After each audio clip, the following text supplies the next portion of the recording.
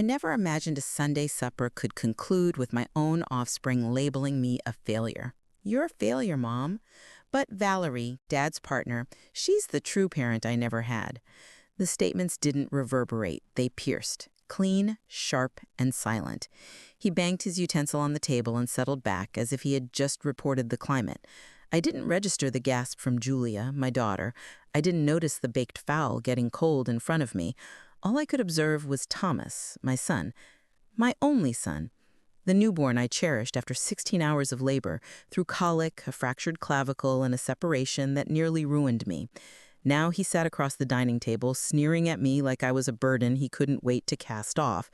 Thomas, Julia declared, her voice taut and escalating. How dare you?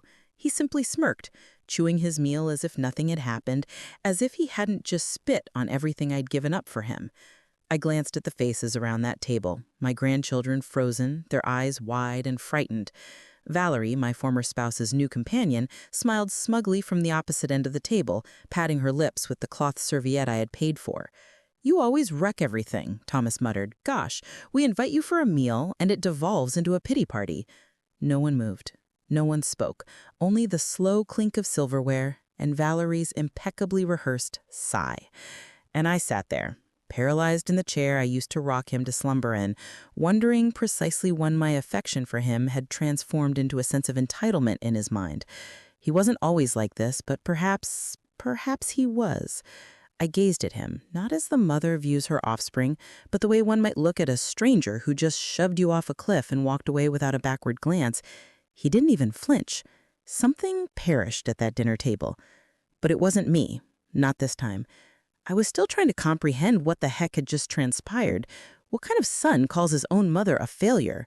Not just in private, not in a fit of rage, but at Sunday supper, with the children observing, with my daughter beside me, with Valerie right there, practically beaming from the praise. You don't understand, Thomas said to Julia, like she was interrupting. You think she's some kind of saint? You don't know what it was like growing up with her after Dad departed. I turned my gaze toward him slowly, not because I was attempting to frighten him. No, I just wanted to see his face as he tore me apart. He didn't flinch, just continued eating, chewing as if this were just a routine conversation, as if I wasn't sitting there with my dignity bleeding out beneath the table. You should leave, Julia stated, her voice quivering. If you're going to speak to our mother like that, just leave. Thomas chuckled. Wow, of course you side with her. You always do. That's why Dad left in the first place. She turns everyone against each other. Valerie raised her glass. Enough, let's not spoil supper. But it was already spoiled, because something inside me had shattered, and I wasn't certain I could mend it. I pushed my dish forward, gently stood up slowly. My knees cracked, a reminder of the years I carried too much weight. Groceries, children, dissatisfaction. Nobody stopped me, not even Thomas. That silence, it articulated everything. I couldn't sleep that night. I just lay there, looking at the ceiling fan rotating slowly and ineffectively above me, contemplating the young man I once knew. The one who wept when his cherished pet tortoise passed away. The one who held my hand at the dentist's office even when he was 9 to make me feel better. The boy who used to sing off-key in the back seat on long journeys. And then I considered the Accord, that wretched vehicle. 3 years ago, he'd lost everything. A DUI had cost him his license. He'd been discharged from his sales position, the third one that year. His flat was gone, his funds depleted. Valerie and my former spouse had just come back from a European river cruise. No signal, Thomas claimed when I inquired if they'd called him back. I recall standing in that dealership with him. He looked like a shattered individual, his hair unwashed, eyes vacant, voice too small for a 32-year-old. "Mom," he murmured, clutching the documents as if they might crumble. "You're rescuing me." I delved into my retirement fund and paid with cash. The vendor handed him the keys, and he broke down right there. He hugged me so tightly I could feel his ribs pressing through his inexpensive jacket. That moment, may God help me, I believed I was reclaiming my son. I even took a photograph. He was leaning against the hood of the car, grinning like a boy who had hope once more. I stored that image in my phone under the favorites tab. But the man at dinner tonight wasn't that boy. That boy had died somewhere along the way, replaced by someone more malicious, someone with a sense of entitlement. And I permitted it to happen. Every time I bailed him out with money for rent, groceries, or legal fees, I just taught him that I'd always be there, arms wide open, checkbook poised. He didn't cherish me. He utilized me. That realization settled on my chest like a boulder. And suddenly, I knew something for certain. I wasn't going to be the safety net anymore. He didn't bid me farewell when he departed that evening. Thomas pushed back from the table, mumbled something beneath his breath about not needing this drama, and stormed out the front entrance like a spoiled adolescent. He's 35. I observed from the kitchen window as he marched down the walkway, fumbling with his mobile phone, probably sending a text to Valerie, probably detailing every word like a loyal little soldier. The porch light illuminated his face just long enough for me to see the scowl still etched across it. No remorse, no hesitation, just fury, as if I had humiliated him. He climbed into that Accord I had paid for, tires screeching as he reversed too quickly out of my driveway. And it was right then, my hand still resting on the faucet, that something inside me shifted. It didn't break. It hardened. I stood there, surrounded by dishes and silence, and I felt the switch flip. The mother in me, the fixer, the forgiver, she sat down quietly and let someone else take the wheel. A woman who had reached her limit. Julia entered the kitchen, her face pale and enraged. "Mom, are you all right?" "I'm fine," I replied, and I meant it. For the first time in a long time, I was fine, not because things were okay, but because I finally saw them clearly. "I'm so sorry he said that." I touched her hand. He meant it. She looked startled, but I just smiled, a dry, small smile. It's easier somehow when you stop pretending your child is someone they're not. Julia looked like she wanted to argue, to say something hopeful, but she knew. She'd seen the transformation too. "I'm going to clean up," I said. She nodded, but before she left the room, she paused. "You don't deserve this, Mom." "No," I said. "I don't." When I went to bed that night, I didn't cry. I didn't pray for comprehension. I didn't reach for vintage photo collections. I slept. Not deeply, but with a sense of finality. The following morning, I was going to begin reclaiming things. At dawn, I brewed a cup of strong coffee, black, no cream, no sugar, no softness. The sky outside was still gray when I grabbed the dossier from my desk drawer. I'd been keeping it for years, a quiet record of every bill I'd settled, every mortgage statement, every receipt for the maintenance I'd covered, just until he gets on his feet. My name on the title, my name on the utilities, my funds behind the roof over his head. They always said parenthood was about self-sacrifice. They never said it would be robbery. I drove across town with the windows slightly open, letting in the early autumn air. Not cold, but crisp. A reminder that some things need to perish before they can revive. His residence, my residence, came into sight. A small, respectable ranch-style home on Oak Street. I recalled the day we first walked through it. He was so enthusiastic, said it was going to be the place he finally turned his life around. I parked at the curb. I didn't hurry. I didn't tremble. When I knocked, it took him a full minute to open the door. His hair was a mess, his shirt wrinkled, his face bloated from last night's tantrum. "Mom, what are you—" "Keys." I held out my hand. His eyes blinked rapidly, still catching up. "What?" I stepped forward, composed and certain. "Keys to the house. Keys to the car." He scoffed, then laughed as if I had just suggested we go to a theme park. "You're not serious." I didn't move. I didn't offer an explanation. "Mom, what the hell is this? You gave me this house. You gave me the car."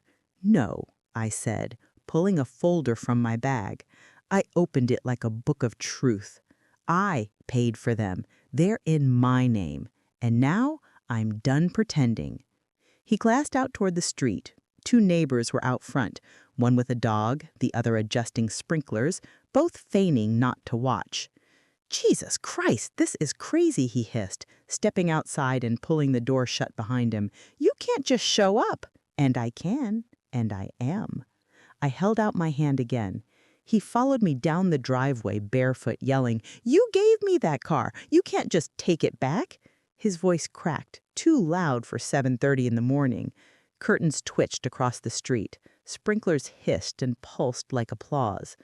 I turned slowly. The keys were already in my hand. The Accord sat there in the driveway, still dusty from the drive he didn't merit. "Do you recall the day I acquired it?" I asked, my voice even. "You told me I was rescuing you." "That's not the point," he snapped, stepping closer. "It was a gift, Mom. You can't ungift things just because you're angry." I pulled out the registration from my folder, a crisp paper, highlighted, filed with the same meticulous hand that wiped his fevered forehead when he was 7. "Registered to Evelyn Peterson," I read aloud. "That's me, not you." He glanced out toward the woman walking her golden retriever across the street. She stopped pretending to be on her phone. "Jesus Christ, Mom, this is pathetic." "No," I said. "What's pathetic is a 35-year-old man screaming in his driveway because his mother won't keep paying for his failures." His face went crimson, not from embarrassment, but from fury.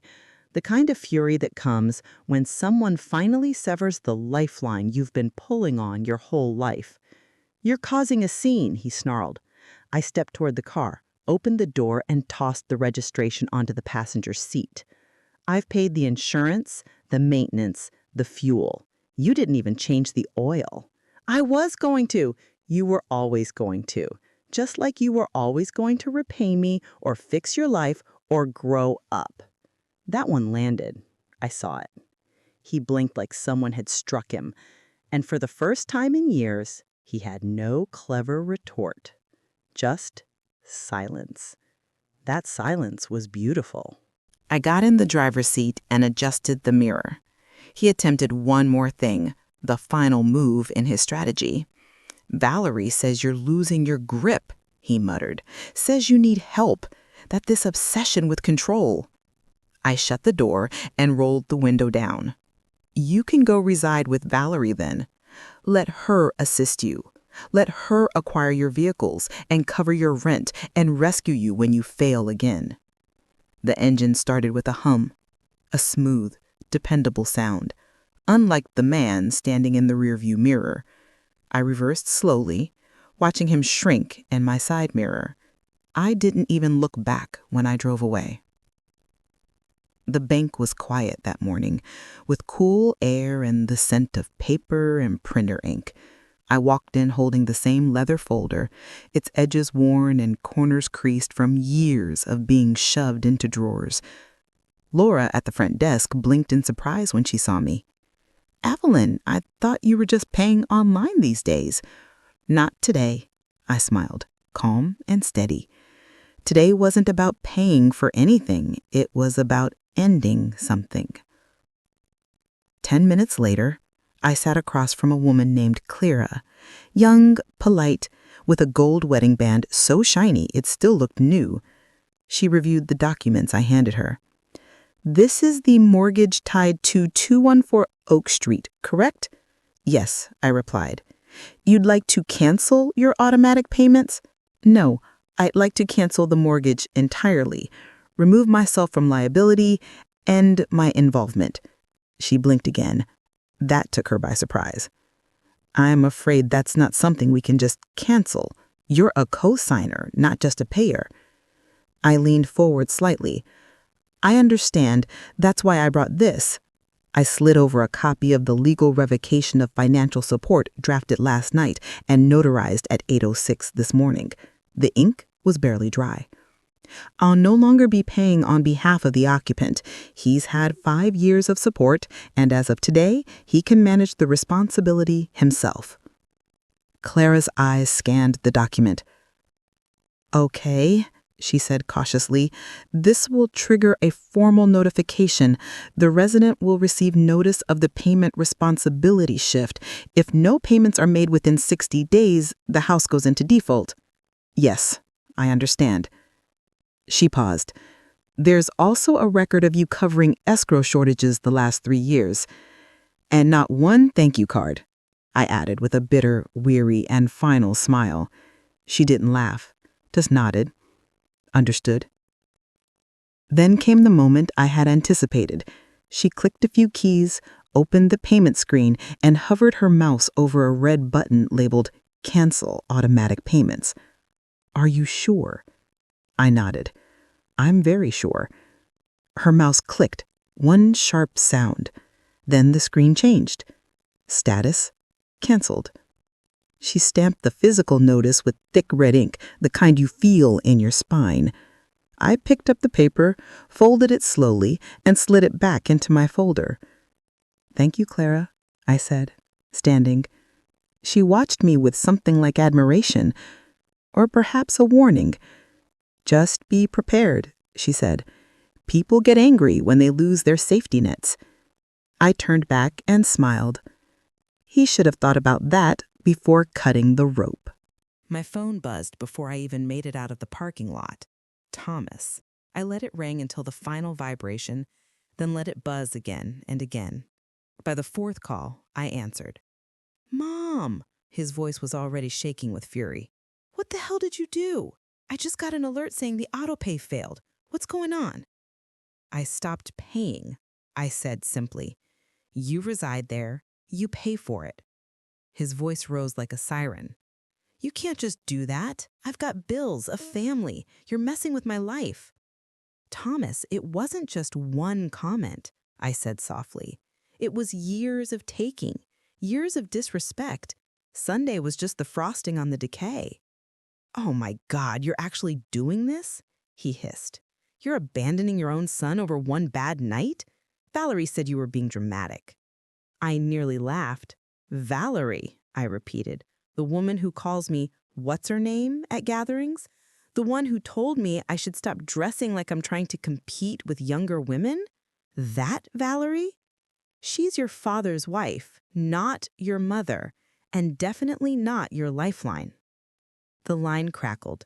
I could practically hear the gears turning in his head. He wasn't accustomed to this version of me, the one who didn't soothe, didn't offer, didn't yield. You've always helped, he said, grasping now. That's what you do. That's who you are, Mom. No, I corrected him. That's who I was. And then I said the part I never thought I'd say. I'm not your safety net, Thomas. I'm not your ATM. I'm not your backup plan when Valerie doesn't want to foot the bill. Jesus, he muttered. This is insane. You know how this is going to look when the house goes into foreclosure, when the kids have to move. That's not my chaos to manage. It's yours. Clean it up. Then I hung up. My hands were shaking, but not from fear, from adrenaline. It felt like a dam had cracked wide open, and years of resentment came gushing out. Every ignored birthday, every guilt trip, every time he told me I should stop dressing like I'm trying to compete with younger women. Let him panic. Let him feel the loss. By dinner, my phone rang again. A different number, but I recognized that area code. I let it go to voicemail. Then another call came. Then a text. It's Robert. We need to talk. It's about Thomas. Of course it was. I considered ignoring it, but something in me, maybe the part still curious about how far they'd go, picked up the next call. Evelyn, he said, his voice tight with artificial calm. I just spoke with Thomas. He's devastated. What the hell is going on? I almost smiled. There it was, the tone. Not concern, not care, but control. The same one he used when I told him I wanted a divorce 20 years ago. I stopped paying for his life, I said plainly. Robert exhaled as if I were speaking another language. You can't just drop support like that. He's your son, Evelyn. And he's 35, Robert. Silence. Then he made one mistake. Thomas admitted he made a mistake, and he's sorry. But this is an overreaction. I almost laughed. Oh, we're calling that a mistake now? I said, you mean the years of sponging, the entitlement, or the public humiliation at my own dinner table while your new wife looked on like a proud puppeteer? Don't bring Valerie into this. She's already in it, Robert. She's the one whispering in his ear, telling me I'm a burden, that I need to be put in my place.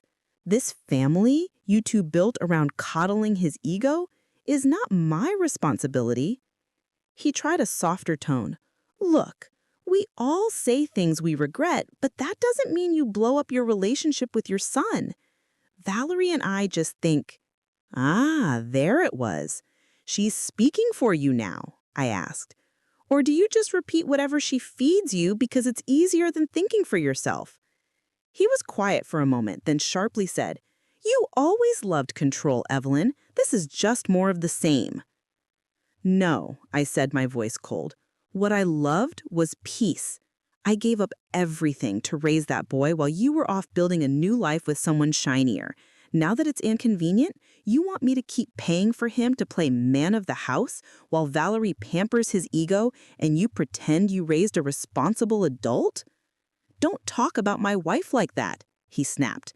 Then tell her to stay out of my finances. He hung up first. That used to bother me. Now, it felt like weight falling off my shoulders.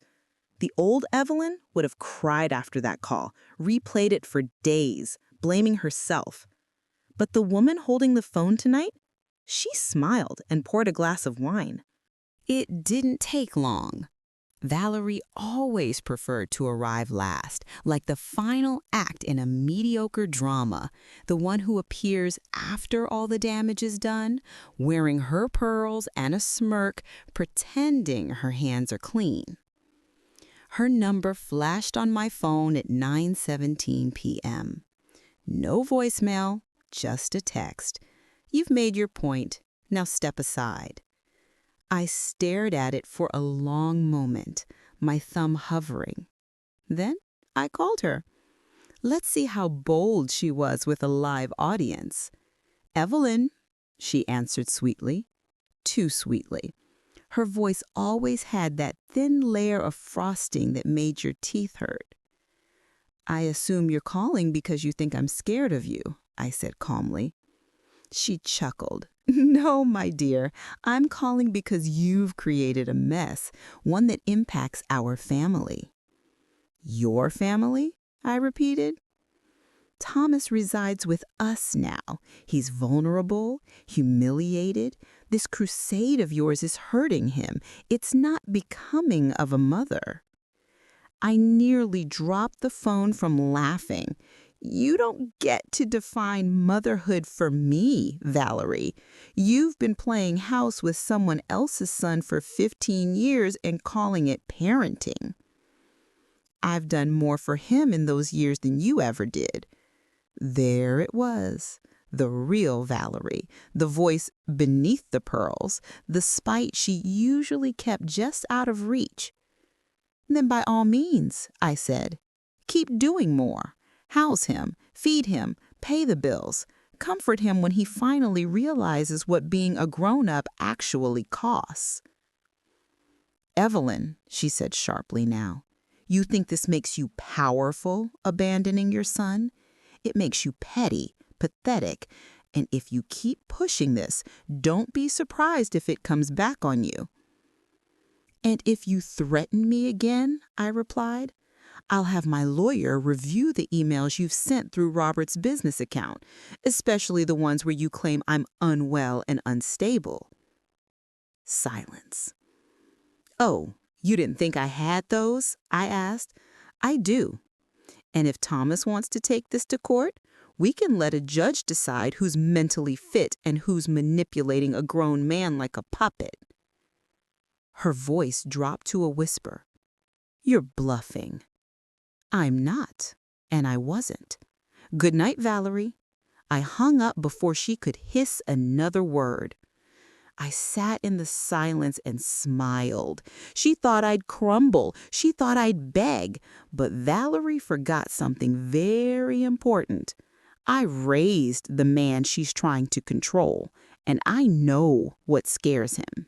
The next morning, I walked into Laura Klein's office with a folder that weighed more than it looked. Not because of the paper, but because of what was inside. Receipts, bank statements, title documents, proof of wire transfers, canceled checks, property tax payments. Every lie they told, I had the paper trail to bury it. Laura was sharp, mid-40s, no nonsense. She wore dark-rimmed glasses and had a voice like gravel wrapped in silk. She didn't ask how I was. She opened the folder and got to work. "You've been busy," she said without looking up. "Valerie called me last night. Threatened me." Laura's lips pressed together. "Let me guess. Called you unstable, said you were being dramatic, and told you that you were hurting the family," I added. That earned a smirk. "She really does love that line," Laura muttered. "Hurt the family." Translation? Stood up for yourself. She flipped through the folder faster than I expected. "You're solid. Every payment was made from your account. The house and car are in your name. You've documented financial support, provided housing, and paid off debts. You didn't just help him. You kept him afloat for years." She closed the folder. "If they push, we'll bury them in paperwork." For a second, I felt my throat tighten. Not because I was afraid anymore, but because someone believed me, saw it clearly. No more gaslighting, no more second-guessing myself. "Can I really evict him?" "You already started. The mortgage cancellation will trigger a delinquency notice within 30 days. If he can't pay, the house goes into foreclosure. But if you want to take possession before that, which I recommend, we can serve a 30-day notice to vacate immediately. And legally, I'm completely covered." I exhaled long and deep, like I'd been holding my breath for 5 years, and finally let it go. Laura leaned forward. "Evelyn, you've been too generous, and now you're being smart. There's a difference." I nodded. Then she added, her voice low and deliberate, "We're not going to play dirty. We don't need to." "What are we playing then?" I asked. She smiled, a small, sharp smile. "Chess." Laura didn't close the folder right away. She turned one last page, then leaned back in her chair and steepled her fingers, the way people do when they know something you don't. "There's one more thing," she said, her voice quiet now. I waited. She slid a smaller file across the desk. I opened it. At the top, Southview Boutique Tax Compliance Notice. Valerie's little vanity project, her overpriced clothing boutique that never seemed to have customers, just wine tastings and Facebook Live sessions where she modeled caftans and called herself an entrepreneur. I looked up. Laura didn't blink. They owe the IRS a little over $120,000 in unpaid business taxes. That's not including penalties or interest. I blinked. "She's that deep in?" Laura nodded. "That boutique's been bleeding money for years. She's been trying to write off personal expenses as business losses, private trips labeled as supplier visits, jewelry filed under office equipment. I don't know who her accountant is, but they're either asleep or about to lose their license." I laughed once, a dry sound. "And Thomas?" "Oh, his name's on a few documents. He co-signed a loan she used to expand inventory, which means if the IRS audits her..." Laura just raised her eyebrow. "They're both on the hook." I sat back in the chair and felt something I hadn't felt in a long time. Not spite, but power. "This is real?" I asked, still stunned. "It's real, and it's not public yet. But if Valerie tries to go any further with her threats, if she files anything ridiculous like a slander claim or challenges your withdrawal of financial support, well, we may just have to notify the IRS. It would be our duty after all." "Of course," I said, straightening my shoulders. "Civic duty." Laura smiled.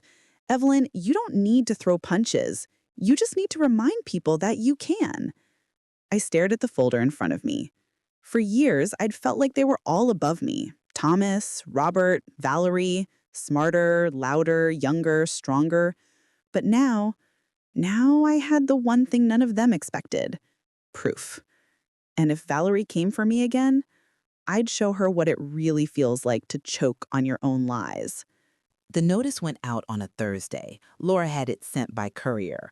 Official, signed, stamped, and impossible to ignore. A 30-day notice to vacate. No negotiations, no gray areas.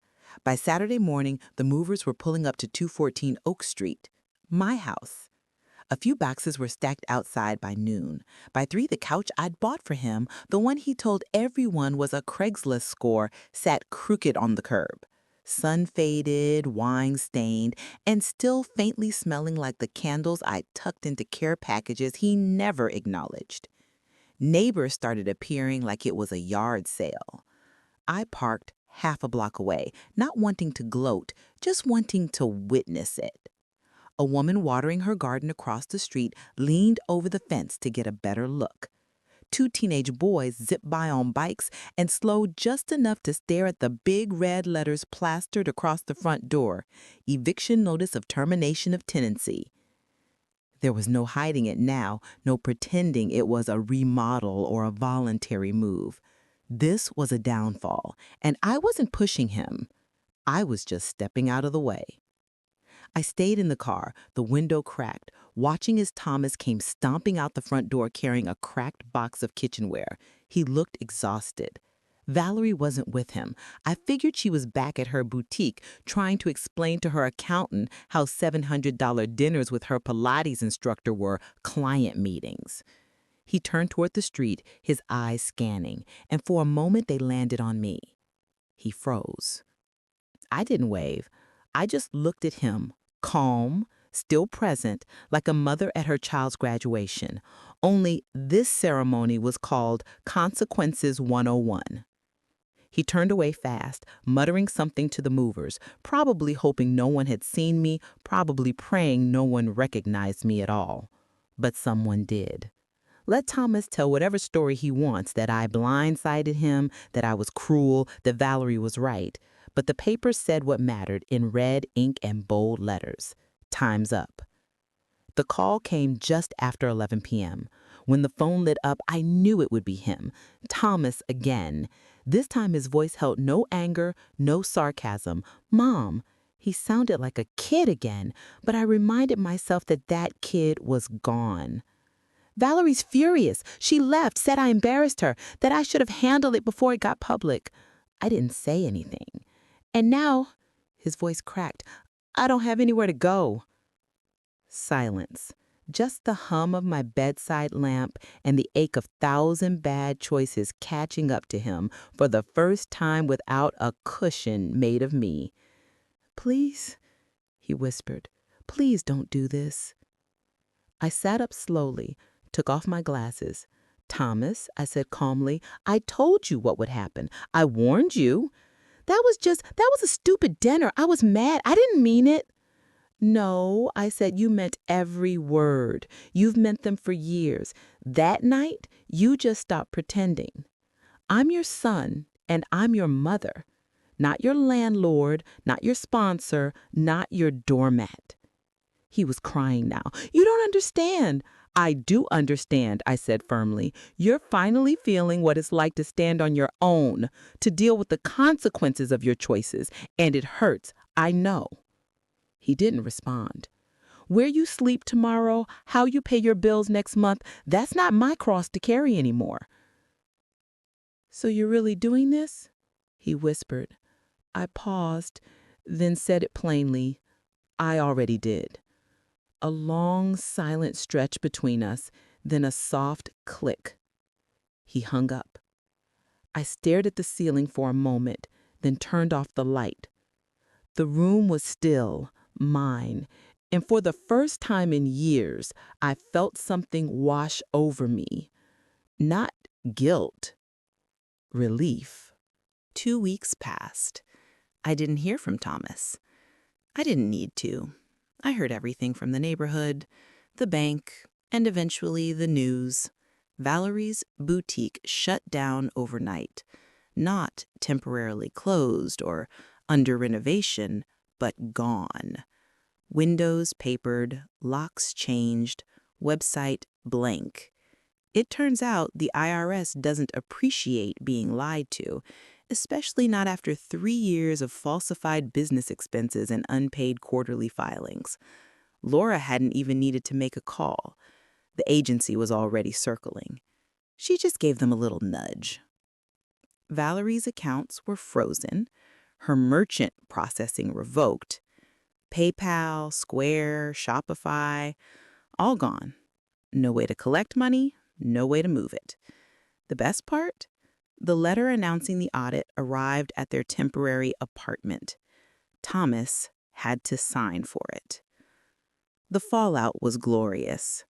Her clientele, mostly women from the tennis club and ladies of leisure who thought overpriced scarves made them savvy, fled like cockroaches. One posted a scathing Facebook review that went viral. Valerie Styles Boutiques charged me $120 for a handbag made in Bangladesh. Turns out it was imported luxury from a flea market in Phoenix. The internet did what it does best, tore her brand limb from limb. Within a week, Valerie's name was attached to a Reddit thread titled, "Fake Fashion Queen Fakes Everything, Even Her Taxes." Thomas, once the golden boy, now had nothing. No house, no car, no business ties, and no one to clean up the mess. The whisper started from the PTA moms who used to praise Valerie's taste, from the neighbors who used to wave from their SUVs, from the men at Robert's golf club who suddenly remembered just how fast he'd moved on after our divorce. Even Robert was taking heat. His business partner's wife apparently asked during dinner, "So, does your firm do Valerie's taxes too?" Poetic justice, delivered in social circles sharper than knives. And me? I did nothing. The next family gathering was Julia's doing. A quiet birthday dinner for my youngest granddaughter. Just the girls, simple and warm. No stage, no tension. Until Thomas walked in late, unshaven, hollow-eyed, a man who'd been chewed up by the very system he once used to hide behind. No Valerie, no gifts, just a forced smile and a cheap bottle of wine. He hugged Julia stiffly, nodded toward the grandkids, and then his eyes met mine. I didn't get up, didn't open my arms, didn't make it easy. He walked over slowly, like a dog who wasn't sure if it would be kicked or fed. "Mom," he said quietly, I was wrong." I looked at him, really looked. Not with anger, not with nostalgia, just clarity. "I know," I said. He waited for something. Forgiveness, maybe. A hug, a return to the woman who used to fix his mistakes with her savings and a smile. But that woman was gone. Apologies don't pay debts, Thomas. Respect does. And that starts with silence. He stood there, stunned. Julia put a hand on my shoulder. The kids leaned into my side. I was no longer the background matriarch. I was the center, the one they trusted, the one who now understood had always been holding the walls up. He sat at the far end of the table, quiet, shrinking. The woman he once called a loser now owned every piece of ground beneath his feet, and I didn't need to say another word. Later that night, I sat by the fireplace with a cup of tea. On the mantel, a photo of Thomas at 10 years old. Dirt on his face, a treehouse in the background, eyes full of possibility. That boy was gone. But the woman I'd become, she wasn't going anywhere.